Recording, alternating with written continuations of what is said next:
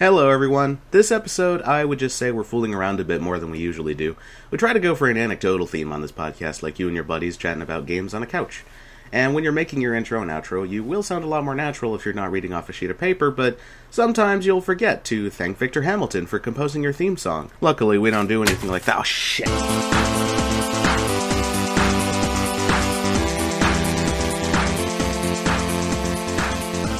Welcome to Direct to Console. That podcast you listen to when you really don't have anything better to do. Or you do, but you just don't want to think about it while you're doing it, so you listen to something nice.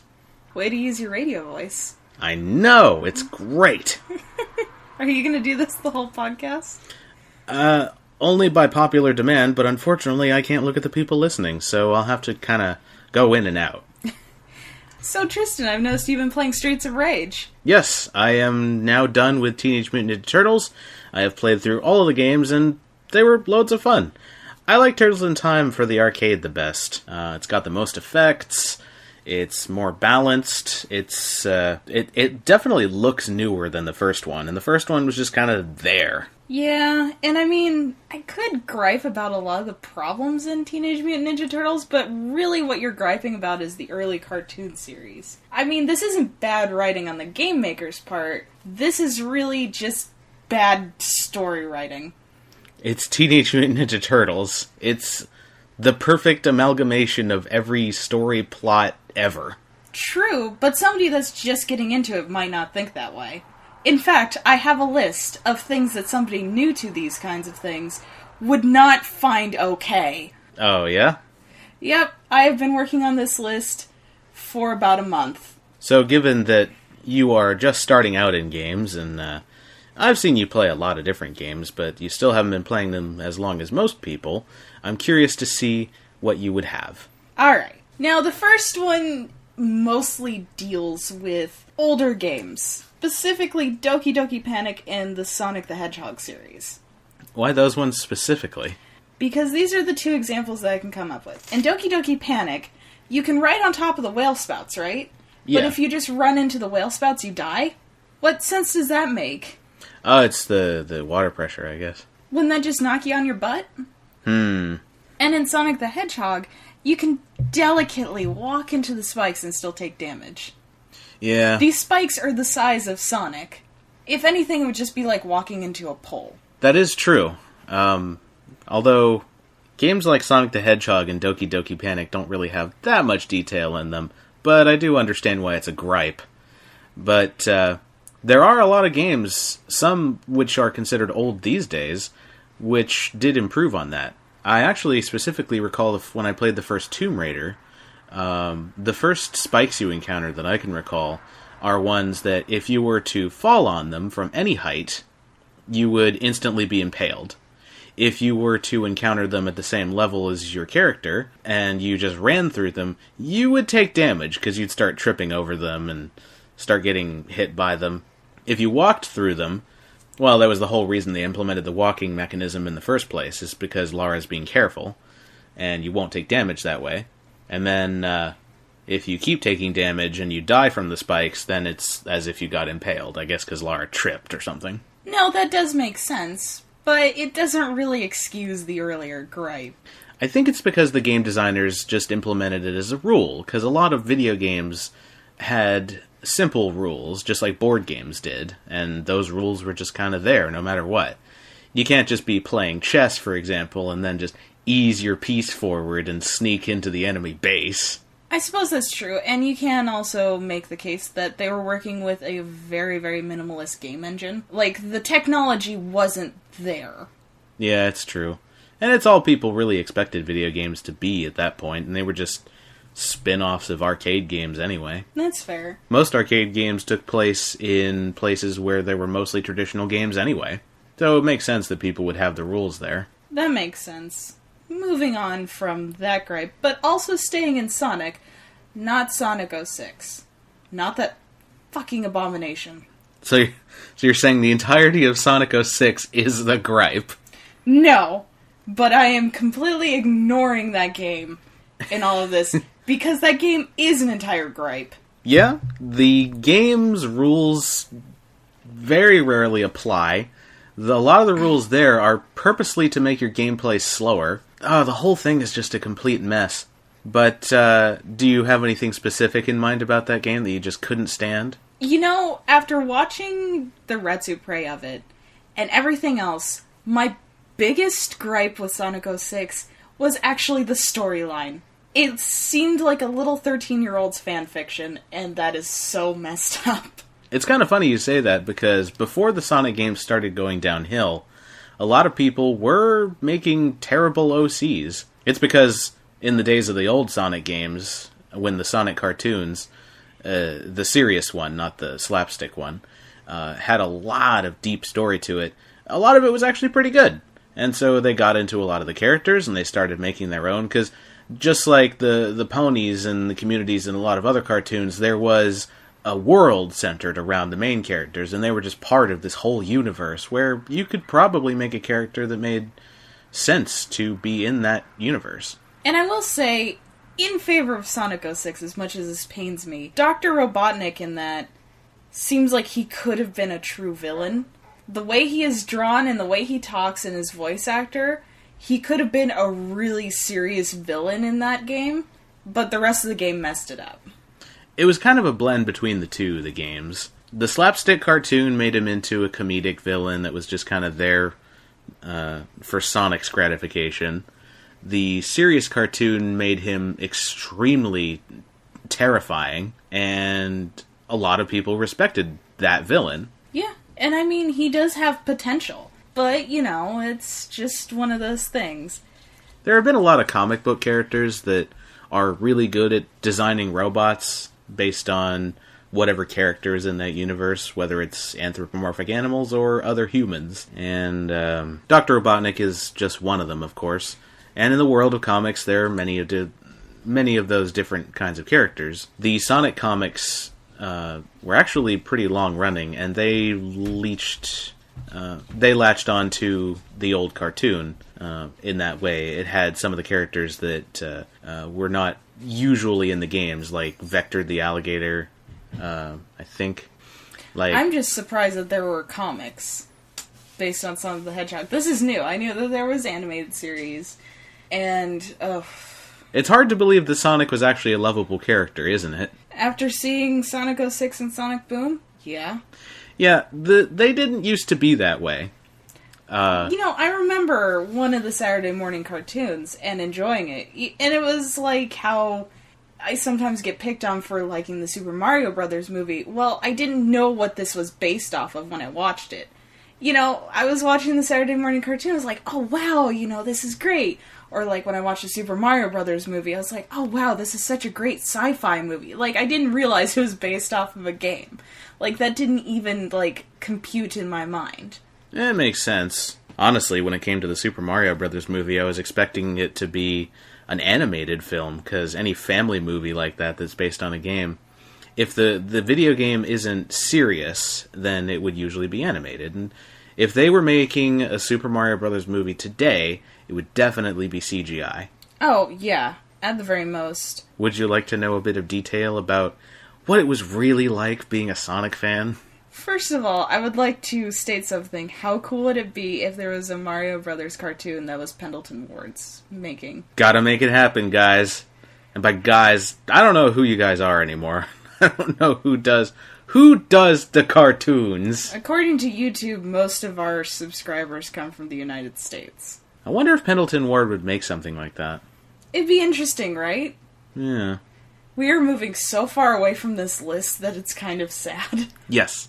Well, with all these gripes about Sonic the Hedgehog, I will say this. As you know, Sonic is a fast-paced game. That's my next gripe, but okay. Well, why don't we do that first, and we'll get into it. Okay, the Sonic games that you have had me play are not fast. It's kind of, gotta go fast, but not that fast, Chief. Slow down. You need to watch out. Oh, you hit a spike.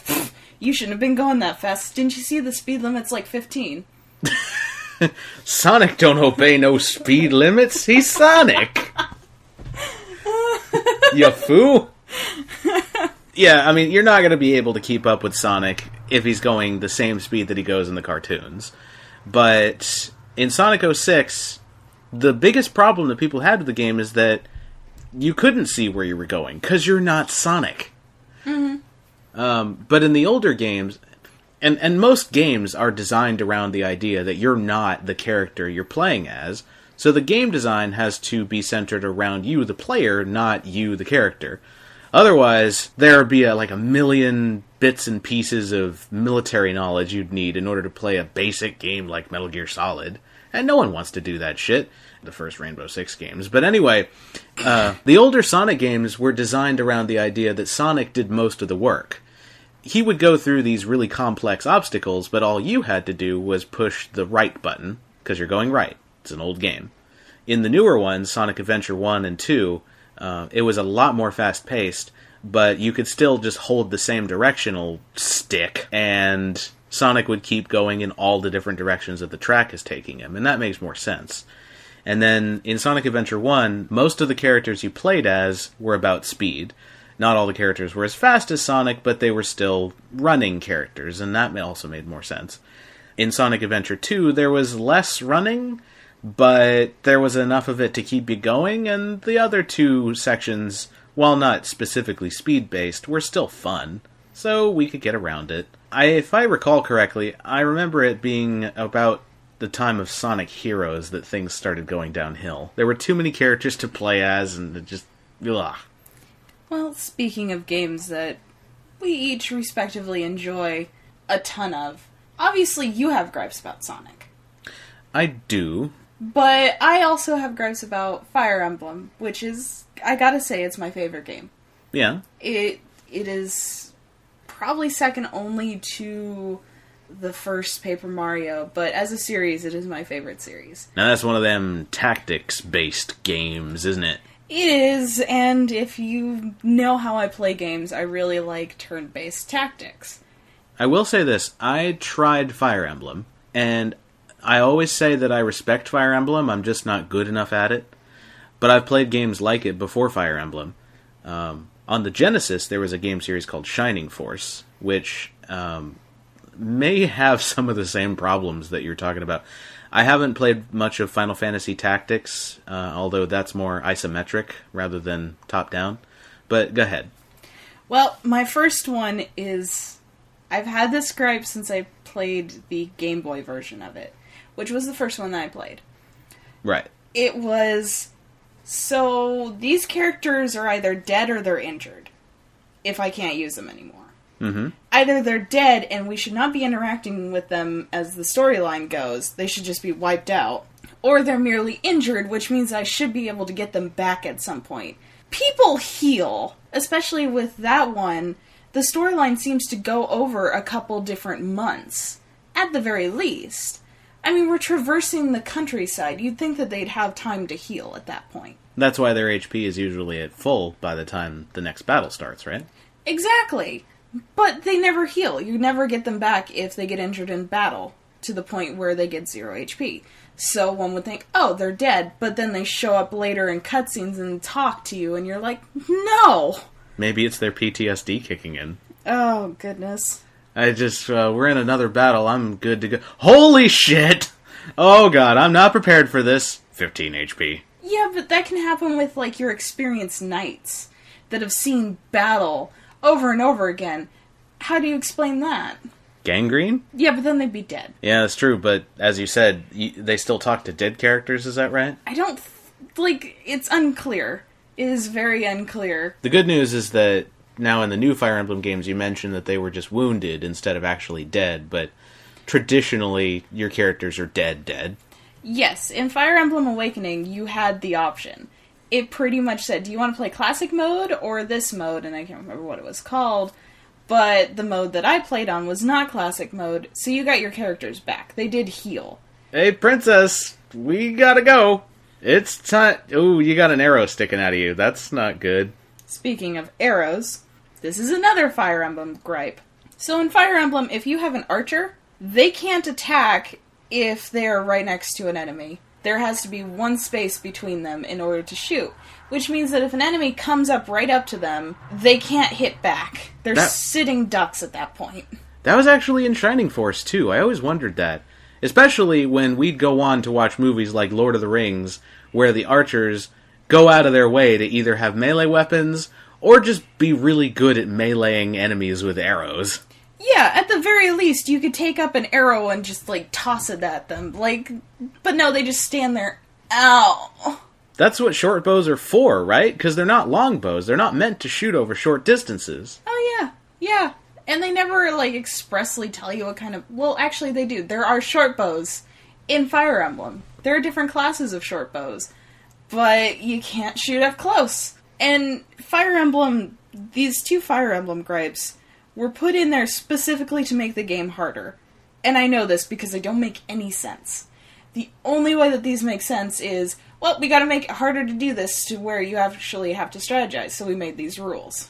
That's bullshit. It is bullshit. I know what you mean about the dead thing, though.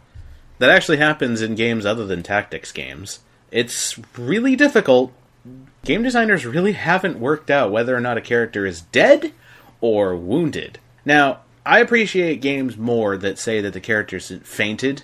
Mm-hmm. And I really appreciate it when games like Chrono Trigger or this more obscure Chrono Trigger-ish game called Septerra Core would do it, to where they'd be dead, but not literally dead, they'd be wounded, unable to fight, so when the battle's over and everyone's had some time to rest, your character stands back up, and they have 1 HP until you heal them. No, and that makes perfect sense. It's those games where your character's permanently dead that it doesn't make any sense. And different games will handle it in different ways, depending on whether or not there's magic, or if herbs really do the trick. Well, that's another thing with Fire Emblem, too, that I didn't think of when I made this list, is that you have people that have staffs that can heal people several points. They can heal them when they're at 1 HP. Why isn't there revives? Most of the time, if there's a game where a character is wounded until the end of the battle and then they get up and they have 1 HP, you don't really need to use revives, but that's probably why they don't cost as much. There was an old Genesis game series called Phantasy Star, which covered it kind of like that.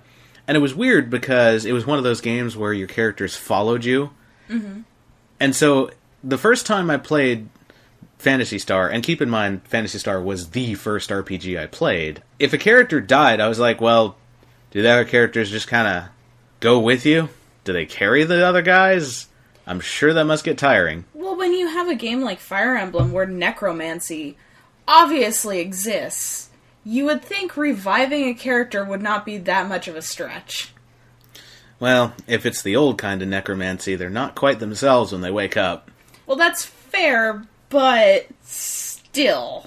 Yeah. When you interact with them in plot lines later down the road, it kind of sets you on edge. Like, oh, I can talk to this person can strategize, but I can't use them because my archer got killed like 50 paces back, you know? Yeah, and in Phantasy Star 4, where your characters were following you, I always assumed that they were ghosts, because they wouldn't do the walking animation, but they'd still be trailing behind you. That's creepy.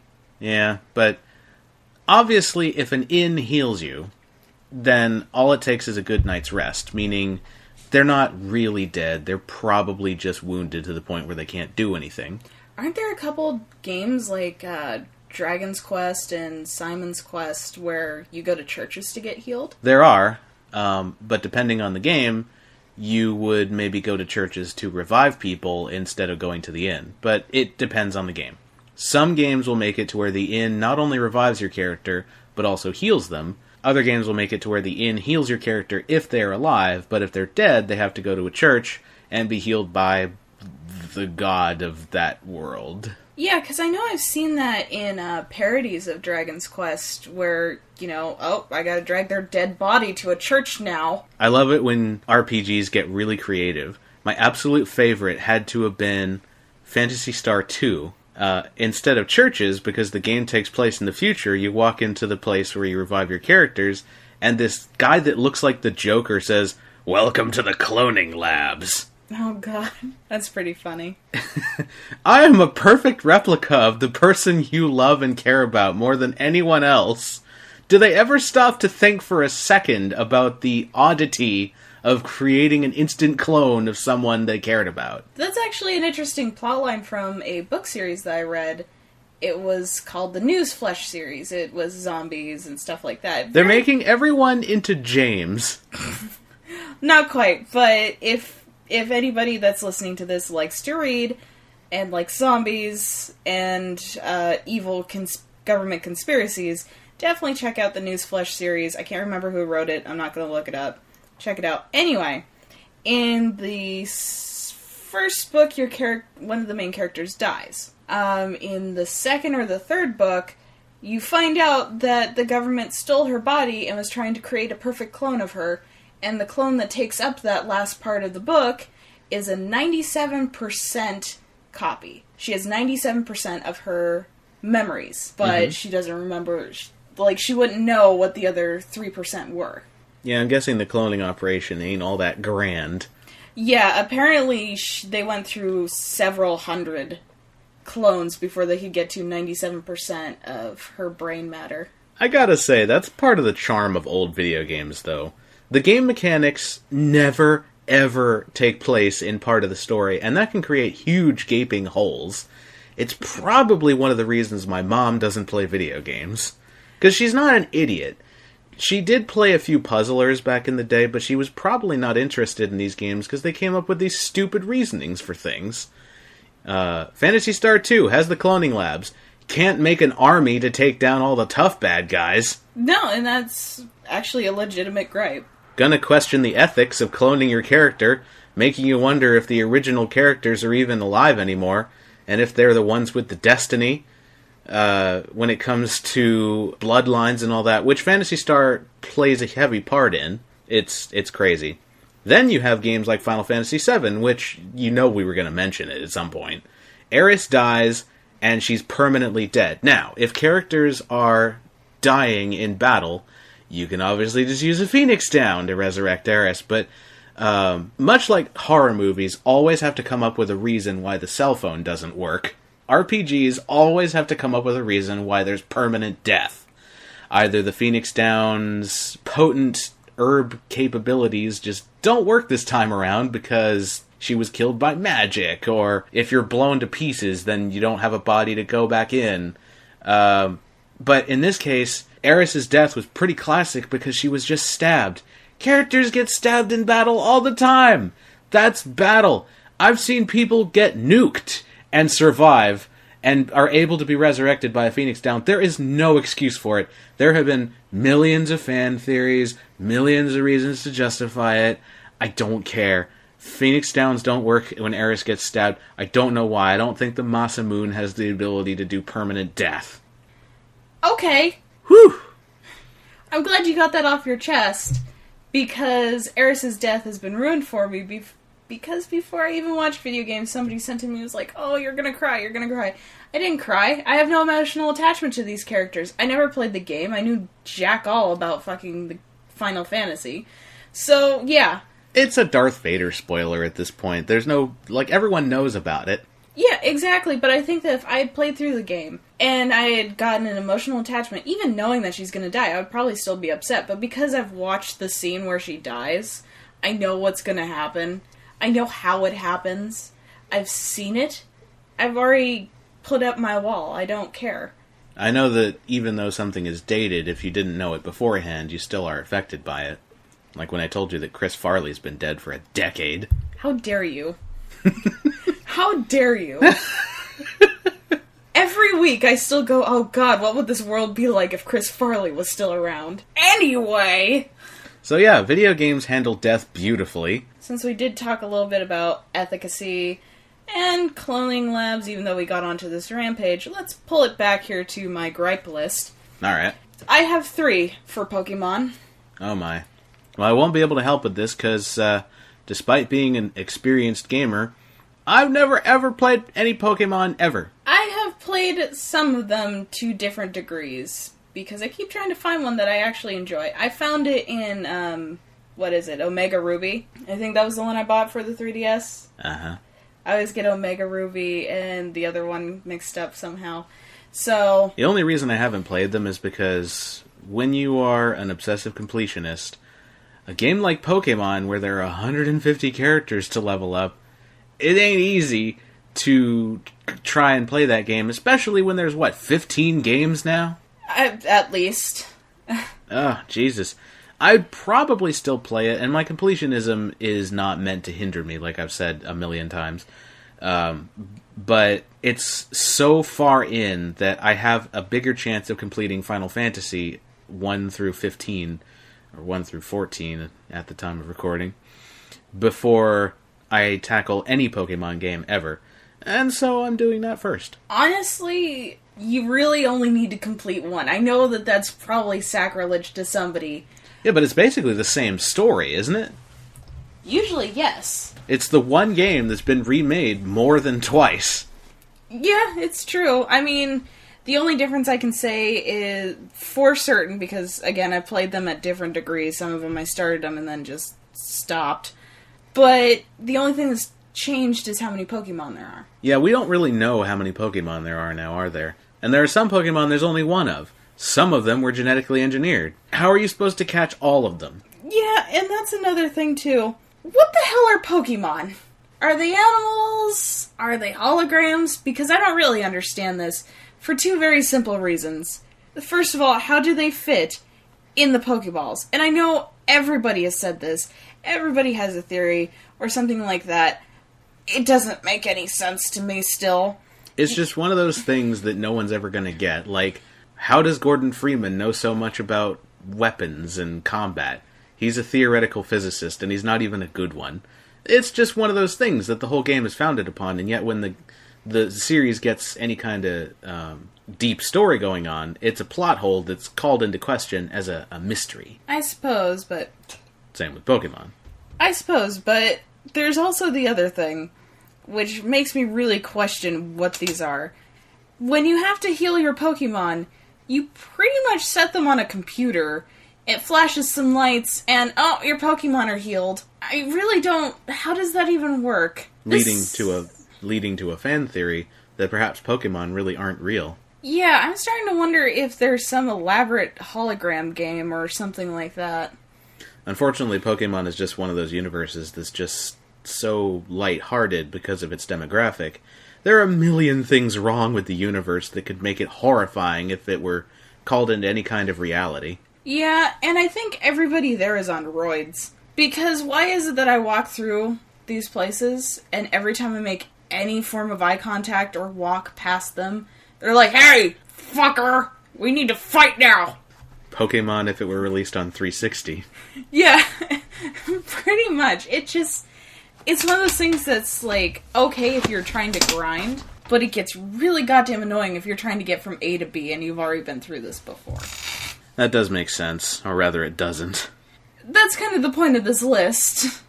Yeah, and there are countless things going on with Pokemon. But I will say this, in trying to relate it to real life, I was bored one day, and I didn't have any kind of digital device to keep me enthralled with the joys of life. So I started wondering to myself, well, perhaps we're looking at it from the wrong angle. Perhaps Pokemon is not to be looked at in terms of what parts of the universe make sense because of the world we live in, but rather what parts of their world make sense to us because there are things in our world that don't make sense. Every person on the planet wants to battle you in Pokemon. It's safe to say Pokemon is a pretty big sport. I wonder if there's another sport in the real world that if someone were to ask you about and you said you didn't like it, they'd give you funny looks. Maybe even threaten to hurt you. You shut your whore face, Tristan. We will not have this sacrilege in my house. I have had a bad relationship with many of these games since I've learned of their existence, and my unwillingness to play them apparently makes me a terrible target for some people. Are you mad that I made you sit through the Super Bowl? Not really, because when I make you watch video games, I quote you on it. Anyway. But it's true, though. Like, Pokemon is a big sport, so there would be a lot of locations dedicated to it. Just as in the real world, there are sports bars or sports-themed souvenir shops. You know what would be cool? Is to have a bar that was Pokemon-themed. You could have your little Pokemon tournaments in there, have Pokemon-themed drinks, have all the bartenders dress up as Nurse Joy. That probably exists in Akihabara. Why not? The other thing to realize is that if Pokemon are indeed animals, then there's probably a very detailed list of laws concerning how to deal with those animals. Some of them were probably bred for fighting, some of them probably not so much. The ones that were bred for fighting, perhaps we can accept that cockfighting is legal in the Pokemon universe, that's fine, because they are made for fighting. Not every Pokemon is a fighter. Sometimes there will be just a domesticated Pokemon in the village, and people will be like, oh yeah, this is my little Sandshrew. I've had him since I was 10, and he takes out the garbage for me with his little mouth. Well, that's interesting because when I started Omega Ruby, they were talking about, oh yeah, the Pokemon movers brought in all these boxes. Like, I really am wondering what they are exactly, because if they're animals, it would explain why you can find them naturally, why there's wild Pokemon. But it also raises the bad question of, we are pretty much breeding and capturing and training these animals to kill each other. We're keeping them in confined locations simply for sport. As far as I know about Pokemon, though, there are no wars. So maybe this is the least ethical thing in the Pokemon universe. And that's already 100 times better. Yeah, but if they are also holograms, why are there natural ones? What if they're like some sort of weird nanotechnology that came about or something like that? Like, got out of control. It would explain why everybody lives in small villages and things like that. It would fit into the theory that either the people in the Pokemon universe are part of a Matrix-like structure, or it's in a utopian future where they're all just robots, really, but they're not, like, metal robots. They're all controlled proteins and nanomachines that can change their properties based on whatever molecule they need at that moment in time, and that's how they make the whole universe. And the universe is not always entirely in their control. Sometimes they just make something because they know that it fits in with the ecosystem, and that's how they keep a nice balance, and how they keep everyone fed, etc. I will say this, if we're in the Matrix, I don't want to be in the Pokemon universe. I would rather be in a universe like Paper Mario. I could live there. Pretty happily, actually. Nothing bad really happens in the Mario series. You know, Princess Peach just keeps getting kidnapped. Yeah, if you're a family and you're not well-to-do in the Mario universe, you're probably just waiting to be saved by Mario in about a year. Yeah, exactly. Or, like, your son's gonna go off and join Mario. Or you could just be an extra character with adventures of your own. There are, nowadays, a lot of other adventurers in the Mario universe, because I would venture to guess that the Mario universe is a pretty damn good place to be an adventurer. Yeah, I'm still holding out for Paper Luigi. Hear that, Nintendo? We need Paper Luigi. We need it. Either DLC or something. Jesus. It could be a freaking Wii U exclusive. I see it happening on the 3DS, because it would be a small game. There's just enough detail for there to be a thing. You could even make it look like the very first Paper Mario and not have to put that much detail in it. But there's obviously enough lore in there that it would work. Yeah, Jesus Christ, you were doing a freaking cameo in Thousand Year Door of Luigi doing the exact same kind of adventure as Mario, but in a different kind of, like, character realm on the other side of the universe.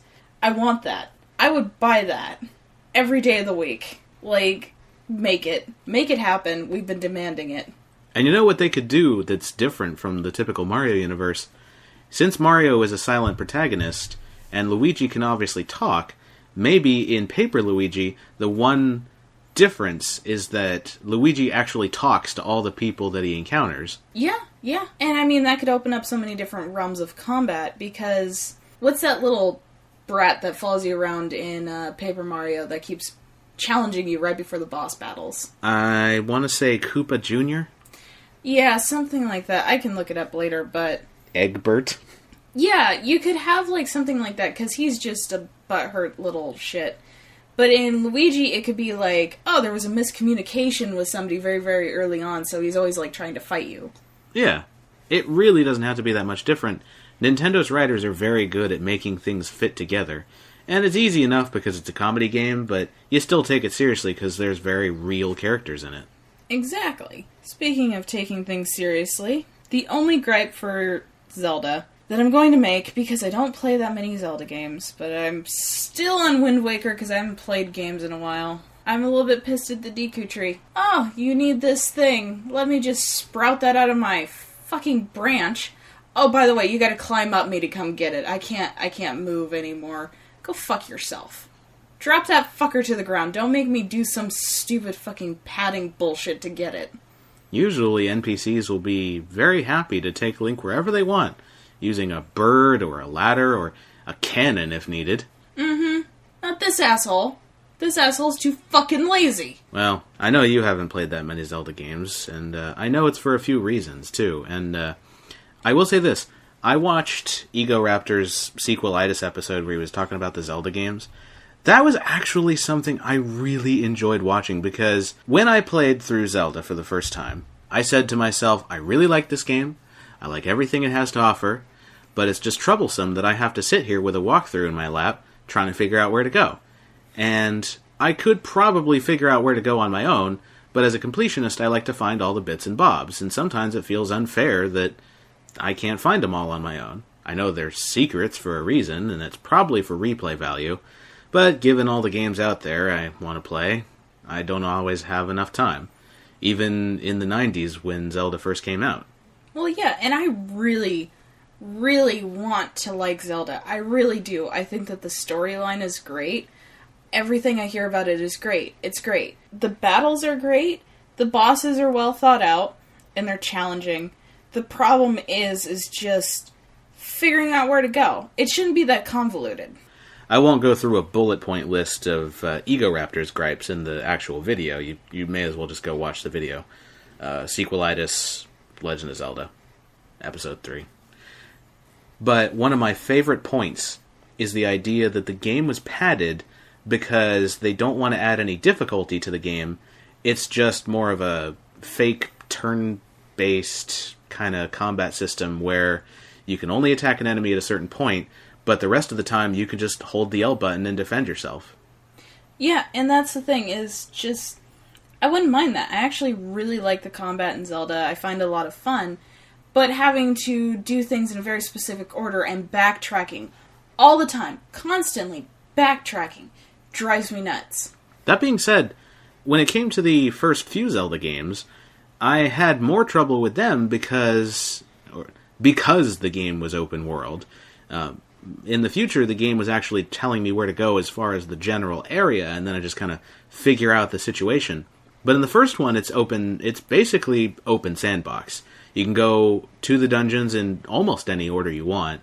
You'll usually find stuff, but it's usually in a cave that's not particularly marked in any special way. And you have to battle enemies constantly, so it's really easy to die while you're searching for stuff. Some would say that is something that makes the game more exciting. And I think that's where you start to step into a conversation of difficulty versus excitement and all the different players' levels of ability, but we'll cover that in our episode about difficulty.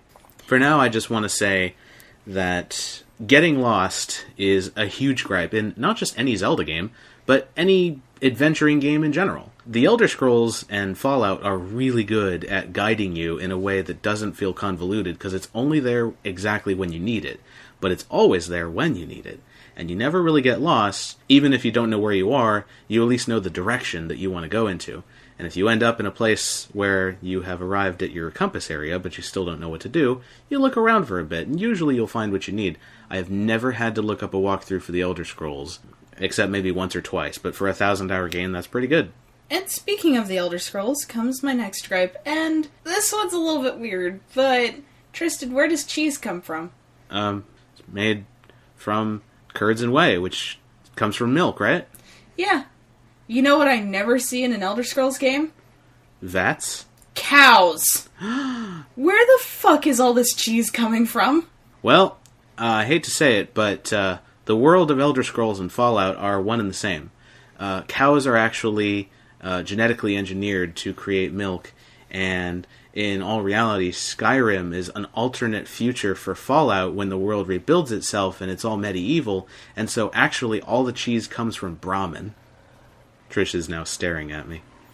Yeah, that was the biggest load of horse shit that I've ever had to choke down. Maybe that's where it comes from. But I understand goat cheese in there, and I'm not saying I don't wish there was cheese in that game, because cheese is one of the most useful things to have in your bag when you're going to go fight in a dungeon. Like, it heals so much health. Maybe it comes from Minotaurs. I don't want to think about that.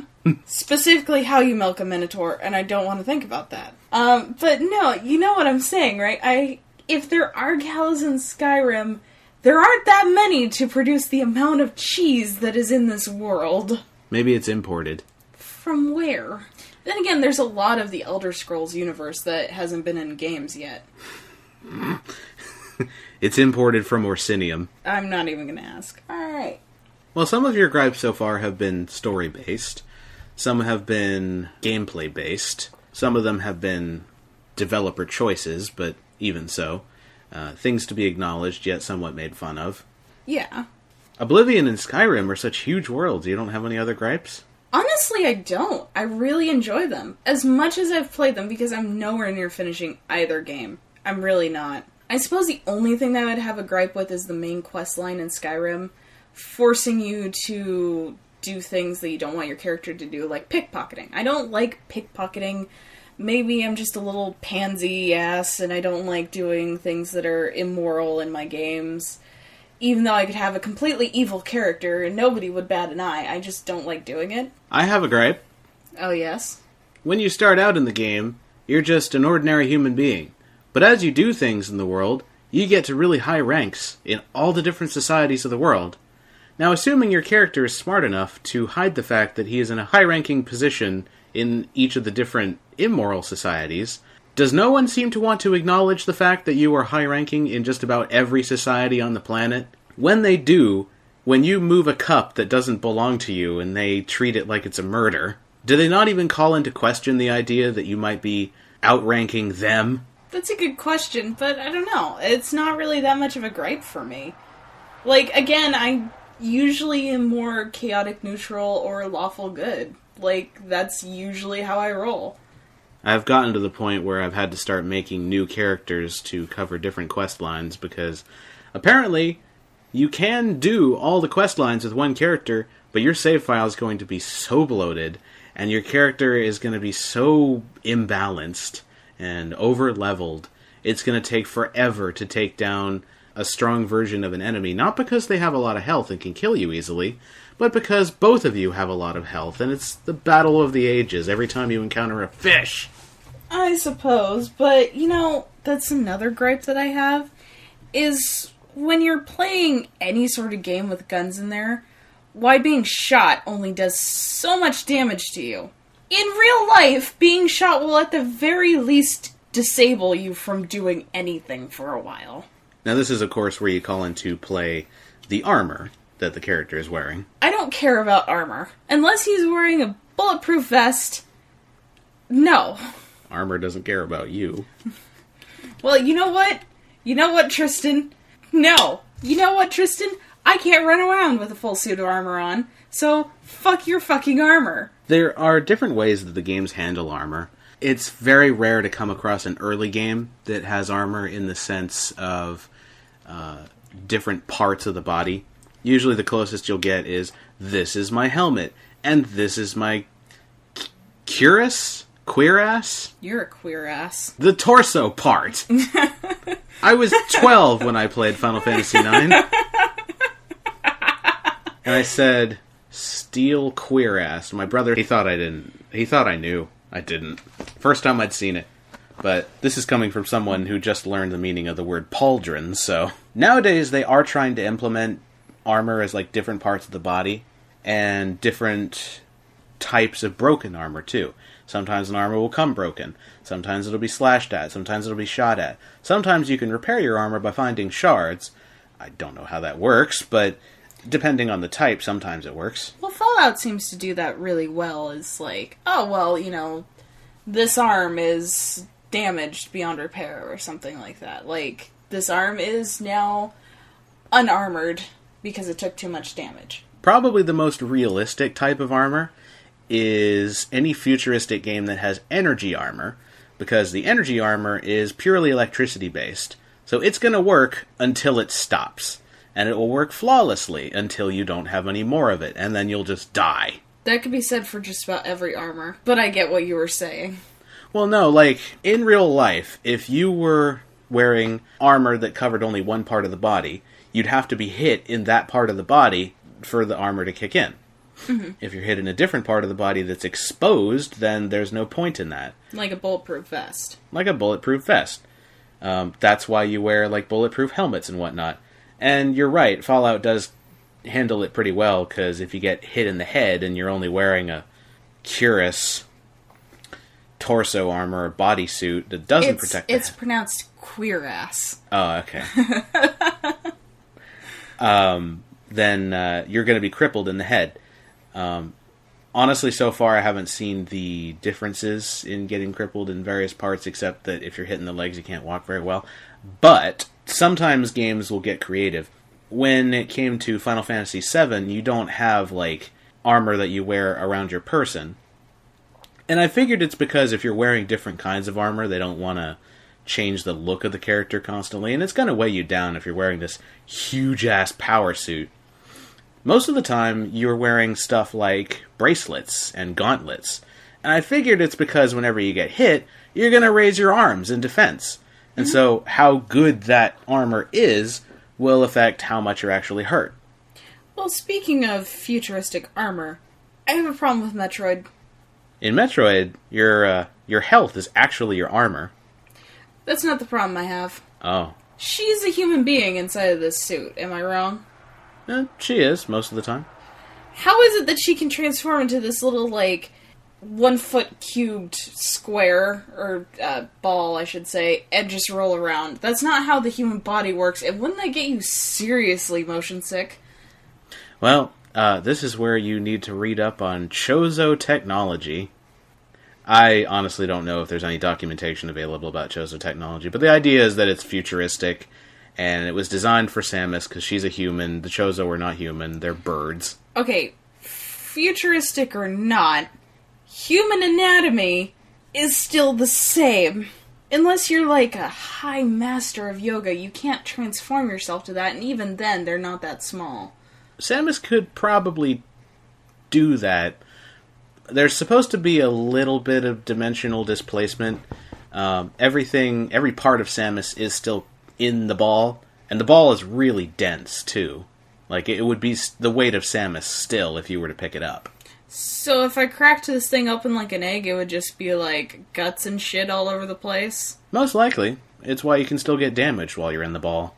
I don't like this answer. No, but there are a lot more horrifying things in all the different planets and all the different galaxies in the Metroid universe that aren't even main characters. Getting damaged while in a ball is the least of your worries. Alright. Speaking of horror, Left 4 Dead. You should hear the Game Over theme on Metroid Prime. I really don't want to. You've made me afraid. More afraid than I ever was with Left 4 Dead, but... Alright. What was the most horrifying thing you've seen in a game up to this point? Trying to think of all the different games that I've played. Oh, you know what? When you started to play Dead Space 2. Yeah, that got me. I've played a lot of scary games. I've never ever really been scared by them. Now, to be fair, I was laughing because I wasn't playing that game, but I know that if I had walked into this kind of trap, I would be, like, shitting myself. It was pretty goddamn horrifying. Interestingly enough, I don't think I would have reacted the exact same way if you weren't there. So I was kind of displaying to you my thoughts while at the same time being dropped into it. It's one of those weird situations where it's definitely a tutorial level and it'll definitely get a little easier, but it's not making it easy for you in the beginning. No. Same thing actually happened when I started the game called Remember Me. They put you into a similar situation, it's just not as horrifying. No, but Dead Space, the intro, was seriously scary. Oh, crazy stuff. But gotta love Dead Space. Anyway, you were talking about Left 4 Dead? Left 4 Dead and other first-person shooters like it, I have a problem with unlimited pistol ammo. While it is a godsend in these games, It truly is. It is an absolute godsend, because if you run out of ammo, you're fucked. Alright, melee doesn't work, but... Most future games will get around this by giving you an energy gun that charges itself. Yeah, but that's not always the case. And I can kind of justify it as somebody that's owned and used guns all of her life. Yes, pistol ammo is probably a lot more common than rifle ammo or shotgun shells. But it's definitely not unlimited and definitely not in the apocalypse. And you definitely wouldn't...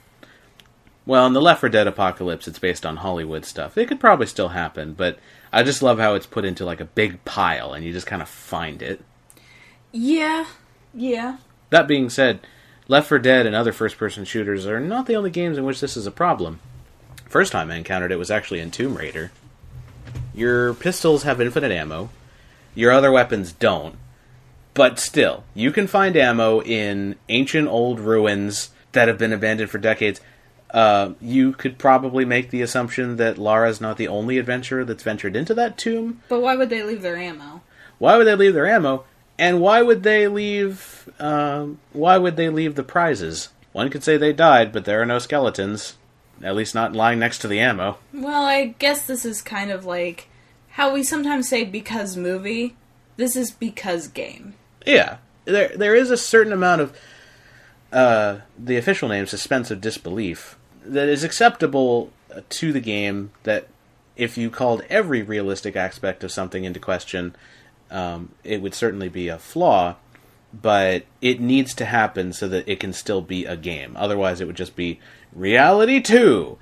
And anytime anyone makes a game called Reality 2, or Life 2, or Second Life, it is a game that fails miserably. Or Life Simulator? Yeah, like, as if there was like some kind of family of simulated people. You could make their last name Mr. Simulation and Mrs. Simulation. Let's just call them The Simulation. Or I don't know. No, I know. And I tried not to get too hard on these games in this list. They're just really minor things that, like, even the suspense of disbelief doesn't quite cover. Yeah, that does make sense. I've always been interested in not just justifications for the game's sake, but artistic choices as well. Yeah. Like, for example, Streets of Rage, as I am playing, there are no guns in Streets of Rage. Only in the remake, where they decided to finally throw them in there. Well, okay, in Streets of Rage 3, they do have guns. But Streets of Rage 1 and 2, only the last boss has a gun. And it's not because guns don't exist, it's because they're really rare. In Japan, gun laws are really, really strict. So, only, like, the Mafia has guns. And that's not inherently a bad thing, but it would make sense why everyone would be fighting with melee weapons if there was some kind of vigilante crackdown. But what was weird is that the game doesn't take place in Japan. It takes place in, like, New York City or something. But that's an artistic choice. That's why I thought it would be kind of cool. Kind of along the line of artistic choice, and this is kind of a silly question. I know it is. I put it in here for the lulz. Alright. For all them lolcats. How does Mega Man open bottles and jars? Like, there's only one hand. You know, he wasn't actually able to do that until he killed Bottle Opener Man.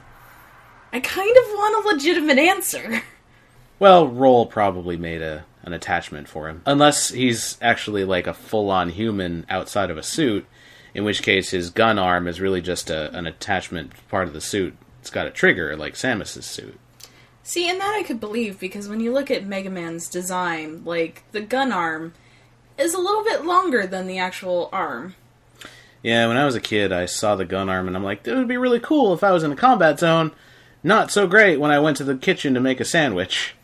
And, yeah, in a lot of slapsticks where gun arms exist, the robot in question usually has some kind of way to make their other arm a hand temporarily. Yeah. But Mega Man's design in the original game he is just a robot. Mega Man X, also just a robot. In Mega Man Legends, he's actually a person wearing a suit. And that makes sense.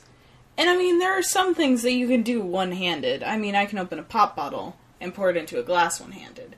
I could pour myself a glass of milk and have some cookies with one hand, you know? You're also probably not asking yourself, when would Mega Man need to drink anything?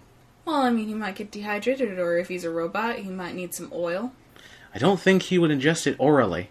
Well, not always, but I mean, what if he needs to pour it on his gun arm? Oh, what if he has to clean out the gun arm? You probably do, but I think Dr. Light takes care of that. Still, you know, you can never clean your gun too much. Never, ever. And my guess is, in the future, energy weapons are going to need even more maintenance than standard, conventional guns. Yeah. And I mean, as somebody that's had guns before, and still has guns, it is a pain to clean your guns. It really is, but it does depend. I mean, cleaning out shotguns are easy. But cleaning out, like, the pistol that I have, I gotta take that fucking thing apart. It's a pain in the ass. It's not even worth shooting it unless I have to. Yeah. Anyway, so I only have a couple more gripes, and then we'll call it a wrap. Sounds good. This is one that you and I both agree on. Is when you buy a game that has 4 playable characters, but you can only play with 2 controllers. Yeah. That was just a bad choice. Yeah, it doesn't make any sense. I mean, it kind of makes sense for a very visually intensive game like Left 4 Dead, but that's only because I couldn't justify breaking the TV up into 4 parts. I know that this list is turning into just complaints at this point, and it may even go into whining territory, but keep in mind, a game that has the amount of characters that are playable in the title would probably appeal to people who know that it is common to have games where you can play as 4 people simultaneously. Yeah, and that's not anything new. I mean, look at Mario Party or Mario Kart or anything like that, where I think you can have up to 4 players. 4 players is kind of the classic. I mean, just look at the GameCube. The GameCube has 4 ports for controllers. I think the Nintendo has 4 ports. The worst part is that the 360 and the PS3 and all the systems after it all have 4 ports on their own. So you'd think that they would be able to make it for 4 players, and I wouldn't mind if there was some kind of more expensive enhanced edition, but you can't expect people to buy 2 of one system just to have a single gameplay experience. Oh yeah, and you know, all it is to sell more copies of the game.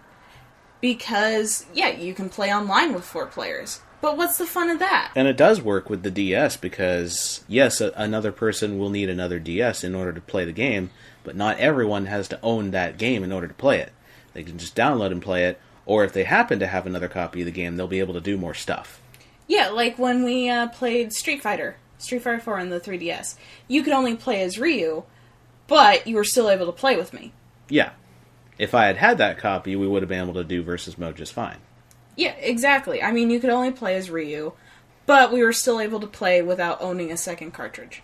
PC games get away with this because games that are designed to be played online will certainly have situations where you encounter friends who want to play this PC game with you, and they live with you, but they probably have their own PC to begin with. Yeah, and that's completely understandable. I mean, if it was a situation like here, and we decided to have a LAN party, fine. You know, there used to be 4 other people in this house that played games.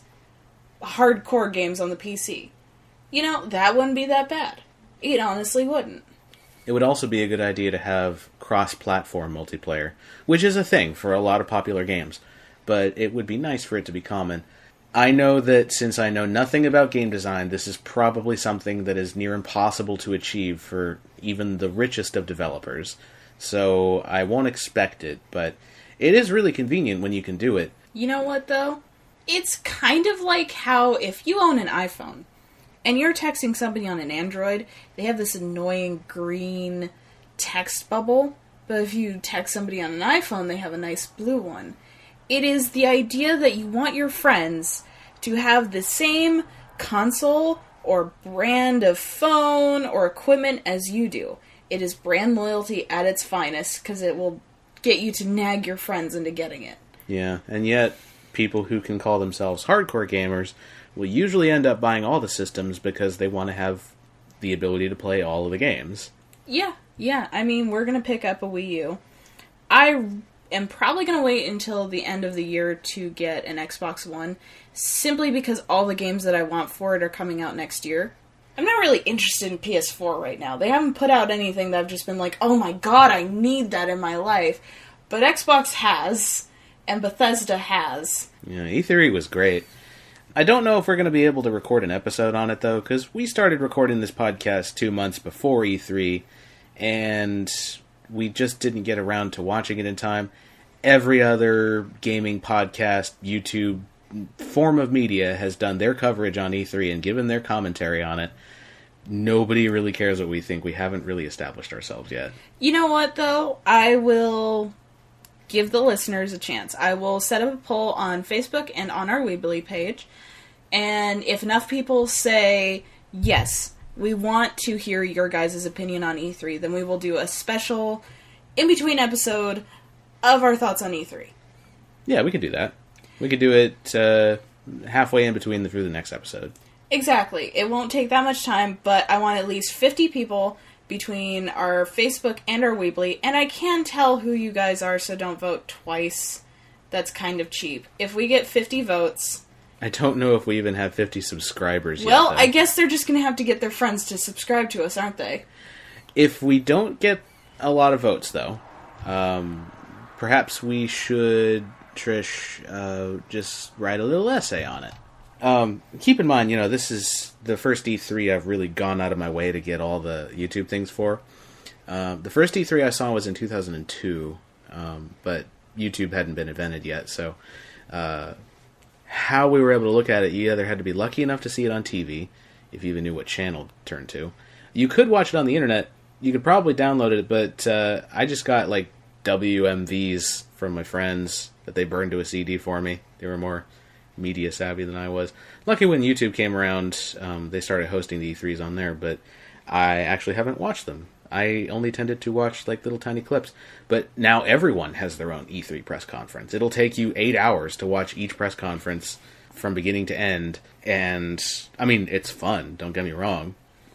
Just wish they didn't put those fucking commentary things at the beginning and waste all my time. Yeah, I know. But we are really, really dragging this out. So how about I give us all our links, and I'll give you one to grow on. Alright. Alright, of course you can find us on Facebook, Twitter, and YouTube by searching for Direct to Console. You can find us at directtoconsole.weebly.com. We are on iTunes now, which I didn't know at the time of recording the last one, and it's great. We are on iTunes now. You can download us there, you can download us off of our Weebly page, or you can just listen to us on YouTube, or, maybe download it off of YouTube if that's your thing, but I'm not condoning that kind of behavior. So, that's that. That's all the links. I have a poll up on the Weebly if you're interested in doing that, because I'm trying to figure out where everybody's finding us from. So it'd be great if you could just click that really quick. Let me know. That way I can see where we're getting hits from. And video game logic is a huge topic, so if there's anything that you think we should cover, anything you think we should go over, we may even do a follow-up episode if enough people contribute.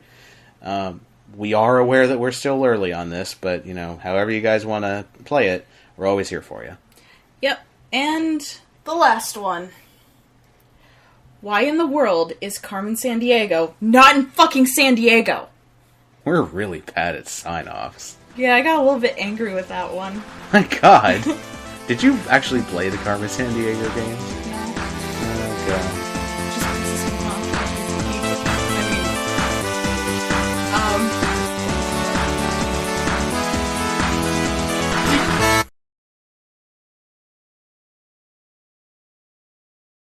Well, Tristan, I've noticed that you've been playing Street Fighter. You mean Streets of Rage? Shit! You redo that? So, Tristan, I've noticed you've been playing Streets of Rage.